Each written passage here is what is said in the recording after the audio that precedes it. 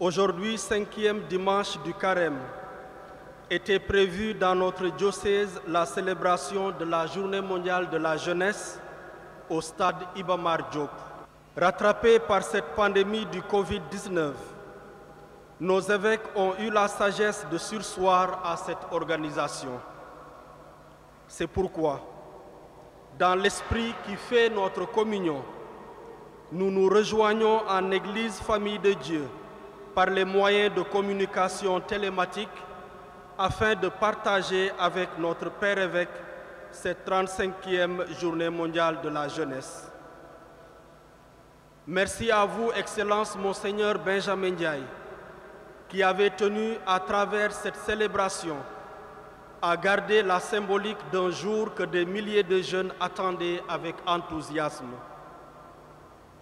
Nous saluons l'engagement de l'Office diocésain de la communication, Officom, qui nous offre chaque jour de vivre en direct la célébration de la Sainte Eucharistie et le chemin de croix les vendredis.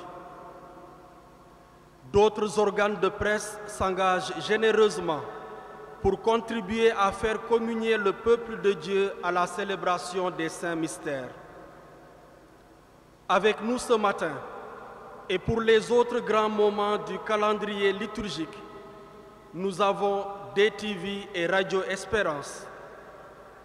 Merci à eux et à tous ceux qui voudront aimablement se faire les relais de ce que nous vivons et de ce que nous vivrons. Avec beaucoup d'entrain, un comité d'organisation composé des jeunes du doyenné Plateau Médina, des prêtres religieuses et religieux, préparait l'organisation des JMJ et était fin prêt pour accueillir les jeunes en fête. À eux, à toutes les personnes et structures qui s'étaient déjà engagées avec nous pour une belle organisation des JMJ, à tous ceux qui avaient l'intention d'y être, tout comme à vous tous, auditeurs, téléspectateurs et internautes, nous disons notre profonde gratitude. Le thème des JMJ de cette année nous interpelle et nous exhorte à nous mettre debout. Jeune homme, je te le dis, lève-toi. Luc 7, 14. En cette période de pandémie, cette parole de Jésus nous rejoint pour nous encourager à être debout, comme de vrais vivants, dans nos maisons, pour mettre à terre le coronavirus.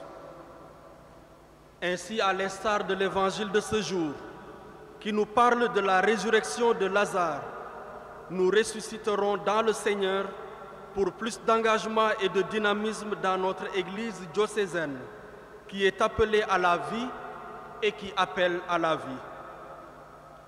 N'ayons pas peur, engageons-nous dans la foi, l'espérance et la charité. Daigne Dieu Tout-Puissant, par l'intercession de la Vierge Marie, Notre-Dame des Victoires, et de Saint Dominique, jeter sur son peuple un regard de miséricorde, nous obtenir la grâce et la force de marcher, malgré notre faiblesse, sur les traces du Christ voie, vérité et vie. Ouvrons nos cœurs à l'union dans la prière, à la communion spirituelle.